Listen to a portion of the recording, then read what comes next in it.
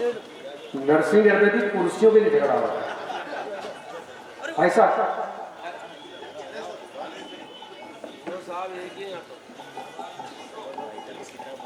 विकास जी, आपने जो उद्बोधन दिया, हम अपना कवि सम्मेलन की भूमिका शुरू करें उसके पहले आपकी जो आज का उद्बोधन था, आपकी स्पीच थी, वो भी किसी कविता से कम नहीं थी।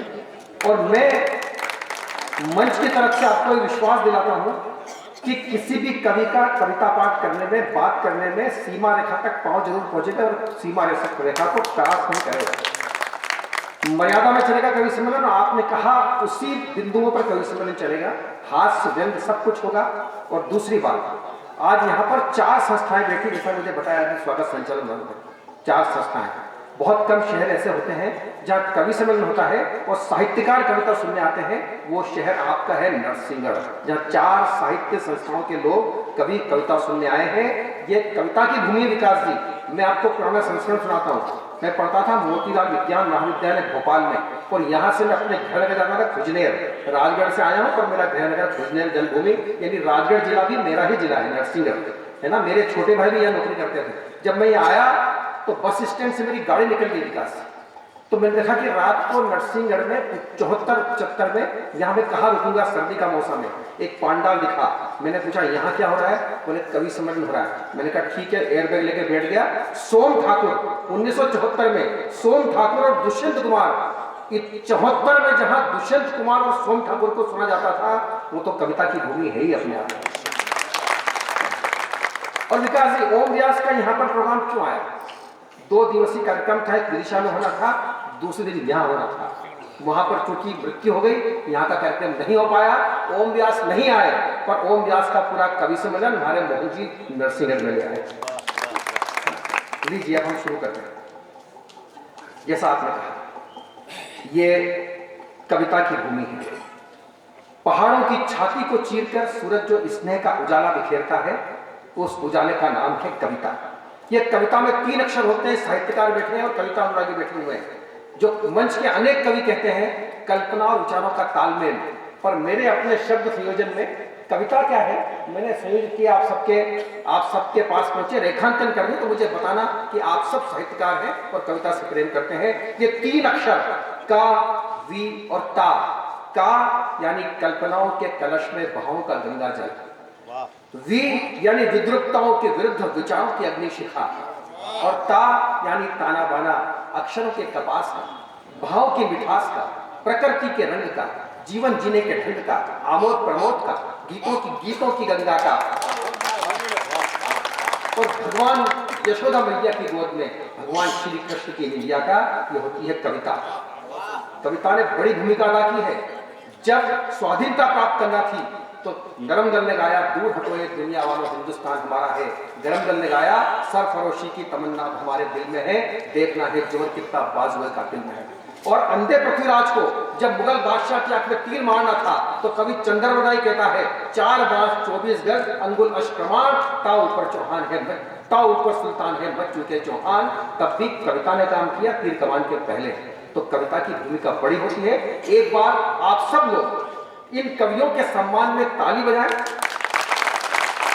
क्योंकि अभी तक इतनी बात कहने के बाद आपकी तालियां शायद आप कहीं सहम रहे थे ताली बजाने के लिए। एक कुर्सी, एक जो पूरी बेंच से तोड़ी दी आपने, उस टूटी हुई बेंच को आप संसद में रख दें, वहां राहुल गांधी के 3 माँ बेटे बैठ जाएंगे।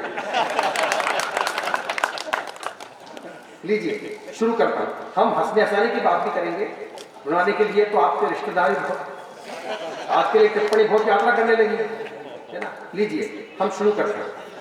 क्योंकि बहुत लंबा समय हो गया है, इसलिए मैं अपनी भूमिका को संक्षिप्त करता हूं। और एक बात मुझे और ताजा प्रसंग सुना। अभी जब विकास जी, आपने भी देखा, सब कवि इस बात का अनुमोदन करेंगे, जब दीप प्रज्वलन करना था तो विकास जी ने माचिस की तीली दे दी हमारे मोहन दादा को, विधायक महोदय को, कि लीजिए आप तीली जलाइए। आपको ताज्जुब होगा, आड़ थी इसलिए दिखानी है आपको। मोहन शर्मा जी से वो तीली नहीं जली। लोगों ने बोला, भाई आपके विधायक महोदय तीली नहीं जल रही है। तो विकास जी ने कहा, एक बार और कोशिश करिए। मोहन दादा ने एक बार और कोशिश करी, दूसरी बार भी तीली नहीं जली। जब तीसरी बार तीली नहीं जली तो मैंने पूछा आपके लोकल संयोजक साहब से, मैंने कहा क्या बात है, आपके विधायक महोदय से तीली जल रही है। उन्होंने उत्तर दिया, उत्तर अच्छा लगे तो मोहन दादा का आगे से पीछे तक नागरिक अभिनंदन करें। उन्होंने कहा, अशोक भाटी, हिंदुस्तान में आपने अनेक नेता देखे हैं, ये देश का ऐसा पहला नेता है जिसे ठीक से आग लगाना नहीं आता।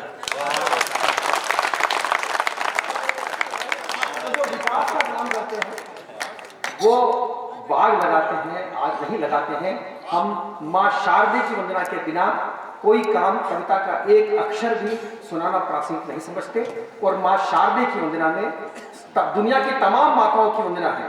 अभी नवरात्रि शुरू होने वाली है, भारत माता को हम माँ कहते हैं, गौ माता को माँ कहते हैं, नदियों को माँ कहते हैं, हम जो पूजनीय होती है उन सबको माँ कहते हैं। ये भारत की ही परंपरा है। इसलिए मेरे एक स्वर्गीय मित्र है रमेश सोज, उनकी आधी पंक्ति बोलता हूँ, आधी पंक्ति माँ के लिए। आप किस तरह से उसका रेखांकन करते हैं, आपकी तालियां बताएंगे, मैं जान चाहता हूँ।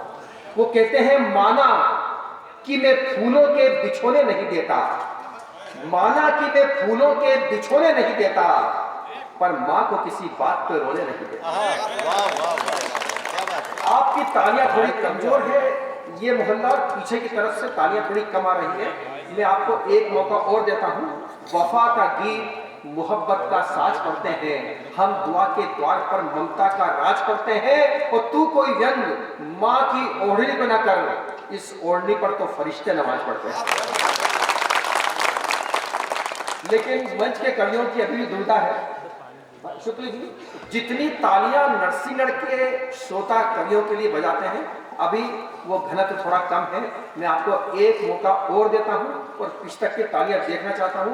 पंकज पलाश ने कहीं लिखा है कि जन्म देते ही माँ बच्चे में धन छोड़ देती है, वो उसकी धड़कनों में अपनी धड़कन छोड़ देती है। और जो नहीं करते हैं सम्मान अपने माँ पिताओं का, उनके घरों की तुलसी भी आंगन छोड़ देती है।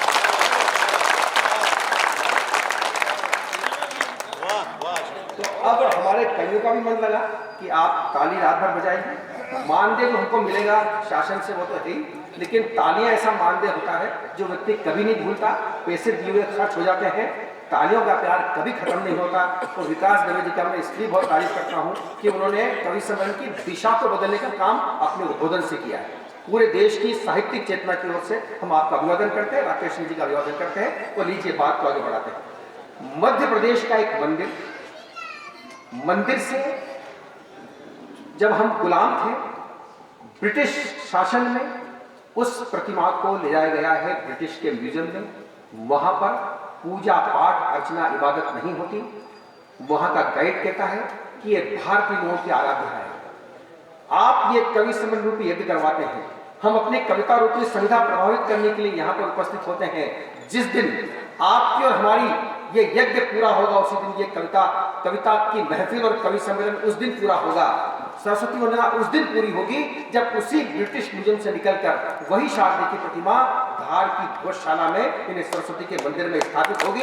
तब मैं उसी शहर के कवि महेश राजा की दो पंक्तियों के साथ दिल्ली राजधानी से पधारी आदरणीय प्रीति त्रिपाठी से करूंगा अनुरोध, वो आए और शारदीय वंदना प्रस्तुत करें। महेश राजा की दो पंक्तियां कि एक राग यदि छिड़ जाए, एक राग यदि छिड़ जाए उर्वीणा की झनकार से, तो वीणा पारी चली आएगी सात समंदर पार।